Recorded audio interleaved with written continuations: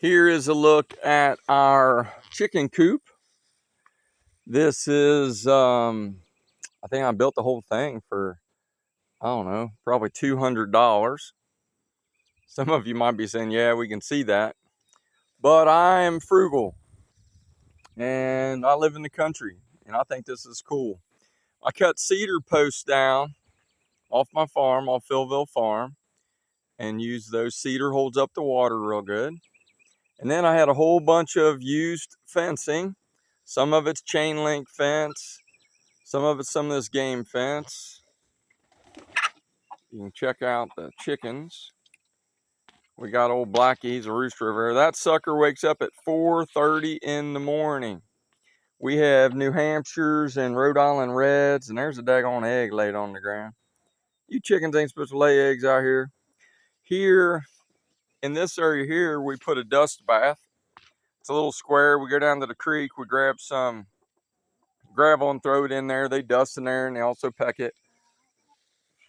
We feed our chickens our table scraps. When you feed them table scraps, they will give you less eggs. Here's the neat thing that I did. I put a divider in here. And in the divider in here, we have clover. And what I do, this is a recycled screen door.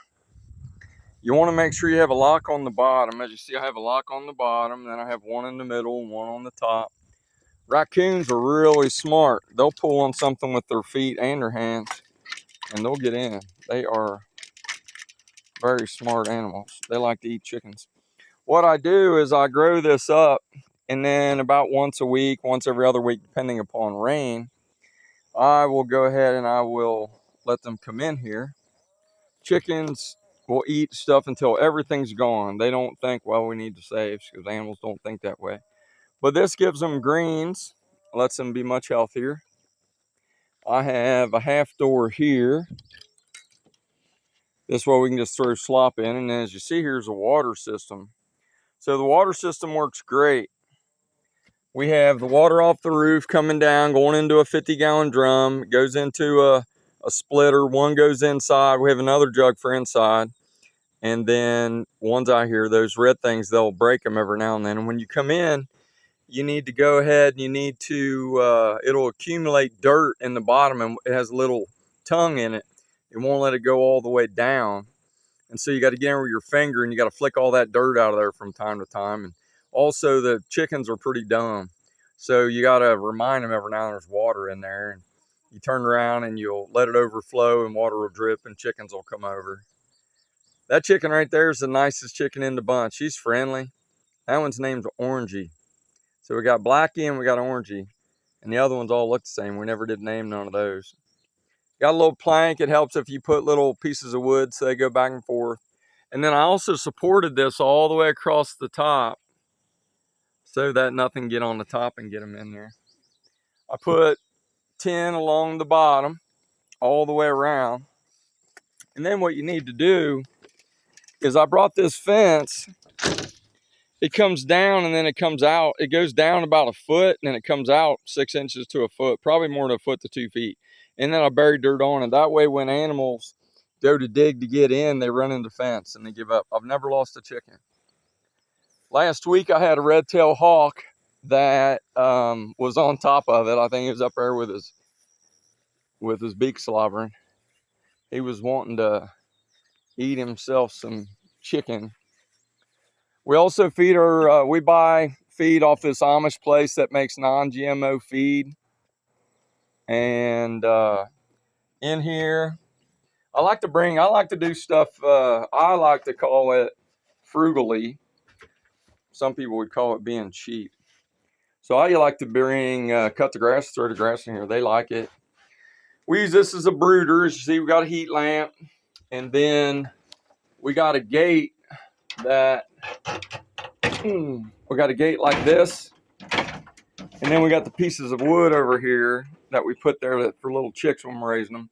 We got a fan when it gets real hot. And I built some land boxes here. But they don't like them. And so they go ahead, they'll lay some in the bottom. And then up here, I had a thing I made for chicks. And there's another part of the watering system. I have a window here. Up here on top, I put a vent. We had a chicken die one year because it was too hot. We have electric in here. That helps keep it down to a manageable level. And they love to lay eggs in this little hole here. None in there today. I think Mary just robbed them. But they love to fly up there. I think it gives them privacy. This chicken coop has worked out great. We feed our chickens non-GMO feed. You know, we want to keep our food as much natural as we can. We don't want hormones in it. We produce a lot of our own meat. We raise chickens and turkeys to eat. And we also harvest deer, and we raise our own chicken eggs. So 80-90% of our meat we produce ourselves. This is an old deer feeder. Oops. This is a deer feeder here. I keep forgetting everybody's looking. That's a deer feeder there. And water goes in there and then it goes inside. It's been very productive. We get about a dozen eggs a day out of 12 chickens. Here's a beehive. This has gotten away from me a little bit. It's gotten real weedy. My kid won't weed eat near the bees. They stung her a couple times. She said, I'm not doing it. So I have to deal with that. I hope this helped to give you some ideas. It works good. This is what I call my chicken garden. It's got some blackberries and it's got overgrown this year. I got mad at it.